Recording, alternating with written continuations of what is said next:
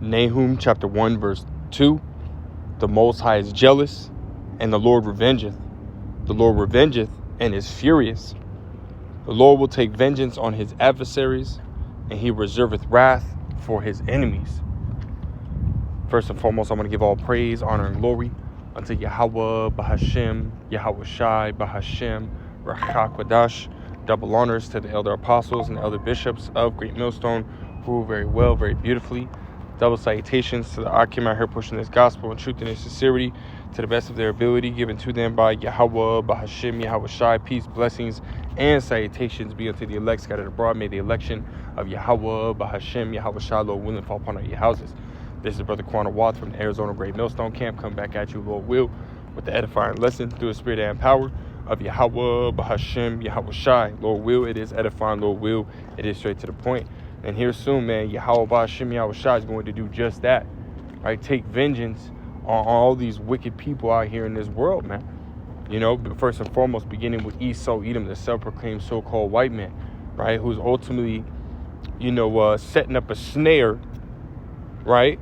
For the people, for the masses, right? Which we know that snare is, this RFID micro C-hip, right? That ultimate snare, the ultimate trap, right? Is this micro C-hip, right? Which, pursuant to Revelations chapter 13, right? Esau, Edom is ultimately going to come down, having great wrath and basically force, right? The RFID micro C-hip, which we know to be the MO to the TB, right? Upon the masses, man. Right? He's going to force it upon the masses. Whether that be, again, him coming in physically, right? And putting people in FEMA camps, who are, first and foremost against his society, and him trying to, again, re-educate them by way of these concentration camps, re-education camps, isolation facilities, whatever you want to call them, and or putting people into a situation where they have no choice, man. Right? They have to take it, right? In order, as the scriptures say, Revelations 13 and verse 17, right? Right? In order to be able to buy and sell, right? You're going to have to take that charagma, man. Right? So we know that we're in those times, man. Right? But see, Yahweh Bahashem YAHAWASHI, right, stated in Job, the 20th chapter, that while Esau is about to fill his belly, he shall cast the fury of his wrath upon him, man. Again, and we're in the time where Yahweh Bahashem YAHAWASHI is ultimately going to cast that fury, cast that wrath upon his enemies, right? As we just read in Nahum, the first chapter, man. I don't want to grab all right, I want to grab my next precept, jump to it in Isaiah chapter 42 and verse 13. It says, Yahweh Bahashem YAHAWASHI shall go forth as a mighty man. He shall stir up jealousy like a man of war.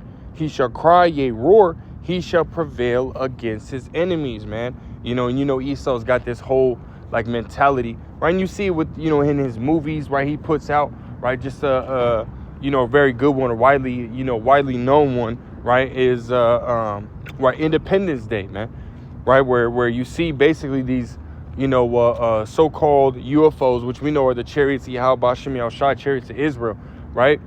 They basically, invade, Earth, and they're just fucking wreaking havoc, destroying shit, man, But yet Esau Edom, right, here comes his military, he gets the world to come together, and they ultimately fight against the so-called UFO, so-called aliens, and he prevails. But as we read, right, in the scriptures, right, as we read in what is that, Revelations, the 12th chapter, right, that Esau Edom is not going to prevail, man, right, but that he's ultimately going to lose that battle. He's going to lose that war, man, the one that's coming, right, the war to end all wars, which we know we say that for World War III, but really, right, the war to end all wars is when YAHAWASHI comes, man, and again wreaks havoc on his enemies, right, first and foremost being, right, Esau Edom, the self-proclaimed so-called white man, and all the way down to the 2/3, man, right, including these heathen nations, right, that have ultimately, had Israel, right, in captivity at one point or another, man. Yahweh Bahashem YAHAWASHI ain't dealing with no wickedness, man, not at all. And again, he's coming to wreak havoc upon his enemies, right? And Yahawashi been waiting, man. He been waiting a long time, right? Verse 14, Isaiah 42 and 14. It says, I have long time holding my peace. Right? Think about it, man. Since Yahawashi been on the scene, right, in the flesh, right? It's been over 2,000 years, man. Right? It's been roughly 2,000 years since Yahawashi been here, man. Right? Imagine that. Right? He's been holding this peace, right? Really, this entire time, right? Waiting. It says, I have been still and refrained myself. Now while I cry like a travailing woman, I will destroy and devour at once. And when you go back to that word havoc, right? When you talk about, Yahawashi wreaking havoc, right? Because that's exactly what he's coming to do. He's coming to wreak havoc upon his enemies. Right? When you go into that word havoc, it goes into to destroy, right? To destroy, to devour, right? This is what he's coming to do, man. It ain't no joke, right? Jump into my next precept, right? We'll go to Isaiah chapter 47 and verse 3, right? It says, thy nakedness shall be uncovered, yea, that shame shall be seen. And this is ultimately what's happening to Esau Edom right now, man. His wickedness is being uncovered, right? As pursuing the, Jeremiah, right? Chapter 49 and verse 10, pursuing the, 2 Thessalonians chapter 2, right? Verse 3, right? The man of sin, the son of perdition being revealed, right? We're in the time where all this information on the wickedness and evil that he has done is coming to fruition, man. Hell, Esau, which, there was another recent article which ended up being bullshit, but, about some kind of Louisiana, administering, trying to, admit, the Ten Commandments back in the school system, right? And that, ultimately the government shut it down, which that was just a bullshit lie. But nonetheless, Esau did take the scriptures out of schools, man. Right? I remember when I was in elementary school, right, we were saying, what is that? The Pledge of Allegiance, right? When one nation under God, right? They took that out, man. Why? Because you're mentioning God, right? Esau is wicked, man. Right? So anything that has to do with God, right? Esau takes it away. And now he's calling himself God, right? Going back to World Economic Forum, right? Yuval Harari and Klaus Schwab, right? They came out openly and said that we don't need God. That's what they said. Which just shows you, man, the mindset of Esau Edom, right? He truly believes that he can set himself up as the Most High, man. Right? And this is why Yahawashi is going to come and remind this man, right, that he is nothing but just a fucking human. Right? Really, he's nothing compared to Yahawashi. As the scriptures say, right, calling the nations other than Israel, right, nothing. Right? Spittle in a bucket, man. The Lord's going to come and remind his enemies, beginning with Esau Edom, right, that they are nothing, man, compared to Yahawashi. So let's grab this. It says, Slakia phone went out. It says, thy nakedness shall be uncovered, yea, thy shame shall be seen. I will take vengeance. I will not meet thee as a man. That's right, man. Right? Yahawashi, right? Though he was here in the flesh, he's not coming, in the flesh, right? He's coming in that angelical spiritual body, right? Which is going to look like the flesh, but it's not. It's going to be a spiritual body. Yahawashi is coming with that spiritual angelic power, man. He's coming in power and great glory, as the scriptures say, right? Which means Yahawashi, again, the scriptures talk about, which we're going to read it, right? Yahawashi being the King of Kings, right? So he's the ultimate king, man, right? And we know that when kings, ultimately go out to war, right? They have their army with them, man. They have an army with them, and that's what Yahawashi is coming with, man. Let me jump to Isaiah. Let me jump to Revelation chapter 19, and we'll start at verse 11. It says, I saw heaven open, and this is a vision, right, that Yahawashi ultimately gave, right, to John, right, John the Revelator, right, the Apostle John. Right, to see, right, this is what he's seeing. He's seeing Yahawashi crack the sky, and coming in that power and great glory, man. Right? It says, and I saw heaven open, and behold, a white horse, right, which white is symbolic for pure, and horse is symbolic for power, right? So it's coming in pure power, right? It says, and he that sat upon him was called faithful and true, and in righteousness he doth judge and make war, right? Yahawashi is coming to make war, man. You know, it says his eyes were as a flame of fire, and on his head were many crowns, right? Which that's symbolic, right? It's symbolic for, he's not literally going to have, many crowns upon his head. Well, I mean, he could if he wanted to, right? He very well could if he wanted to, but, nonetheless, this is symbolic, right? Speaking on, right, the different nations that he's going to be taking down, right? And basically stealing that authority that they have upon earth and consecrating it unto himself, man, right?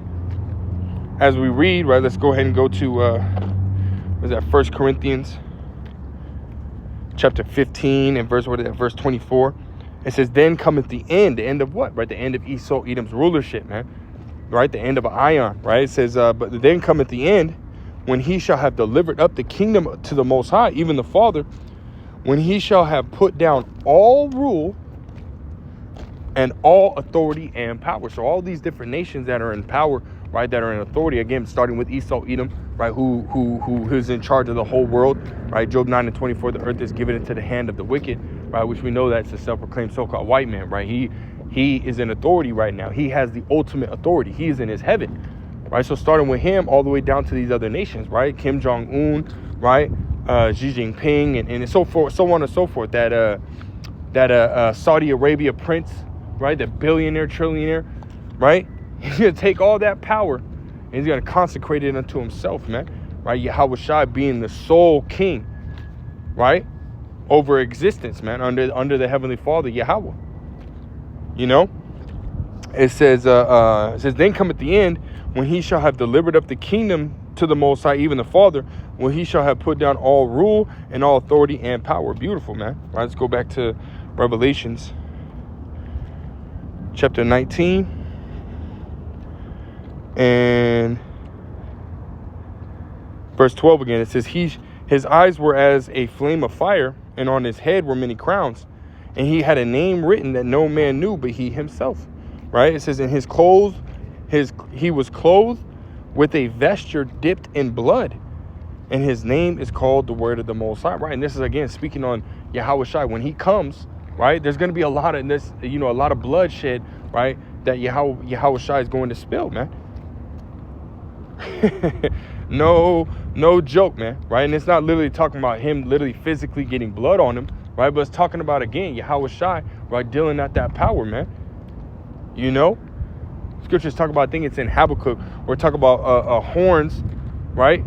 Coming from, matter of fact, let's try to find that real quick, right? Because YAHAWASHI ain't coming to play around, man. He ain't coming to play around. This is Habakkuk chapter 3, verse 3. It says, the Most High came from Teman, and the Holy One from the Mount Paran, Salah. His glory covered the heavens, right? Because again, he's coming with an army, man, right?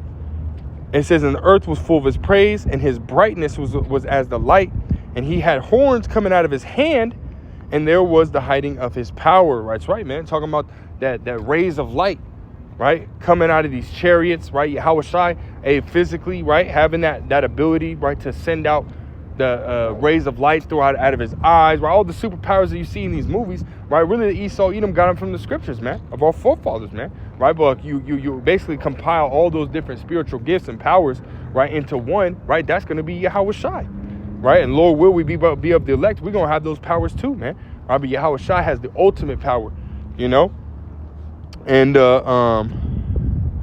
verse 5 says, before him went the pestilence, and burning coals went forth at his feet. Right, man? Because it's going to be a straight destruction, man. Let's go back. Right? Revelations 19. And finish off verse 13. It says, and his name is called the Word of the Most High. Right? Because the scriptures talk about YAHAWASHI was the Word made flesh. Right?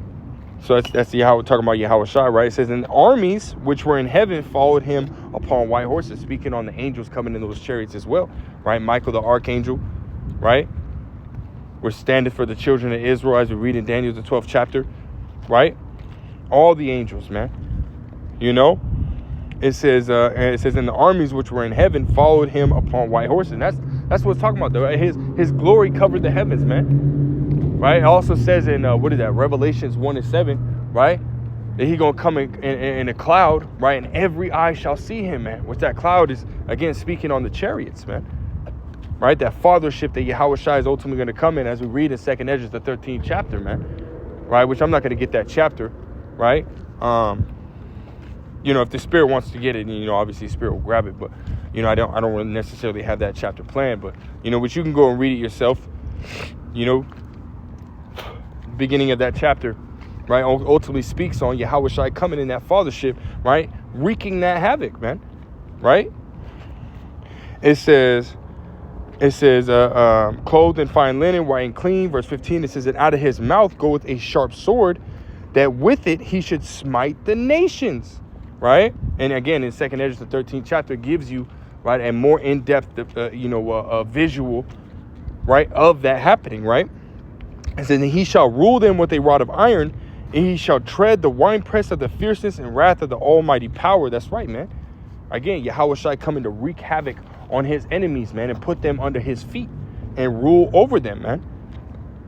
Right? This is the end goal. This is ultimately what's coming. Right? Slowly but surely, this is what's coming, man. And we can't wait, right? Because when as the scriptures say, right, the Lord will set up one over it that is profitable, right? Which we know is Yahawashi. Once the righteous, right, again, with Yahweh, starting with Yahawashi, once the righteous get authority, the people rejoice, man. Even talks about in, what is it, Isaiah, the 14th chapter, if I'm not mistaken, right, talking about the fir trees rejoicing, right? So the earth is going to be at rest, man. Right? Imagine that. Not just we, right, Lord, will we be of the elect? Not just we are going to be at rest and have perfect rest, perfect peace, but the whole world, all creation is going to be at peace, man. Right? When Yahawashi comes and establishes righteousness in the earth, man. Right? So this is something that we can't wait for, man. Right? Looking and hastening the day of the Most High, man. Wherein dwelleth righteousness, man. We can't wait. You know? We're constantly throwing up prayers, man. Praying to Yahawashi to come and burn this bitch down, man. Destroy this shit. You know, but soon, right? Real soon, man. We just got to keep the faith, keep pushing, right? Keep fighting the flesh, man. Right? Keep fighting these demons. You know, and Lord will, man, we're going to get out of here soon. But that's all I had, man. I just want to touch on that point, right? Yahawashi coming to wreak havoc, right, upon his enemies, man. You know? Hey, man, we can't wait, man. Call Lord, Yahweh, Bahashim, Yahawashi, Bahashim, Wreak, double honors to the elder apostles, and the bishops of Great Millstone. Until next time, I say shalom.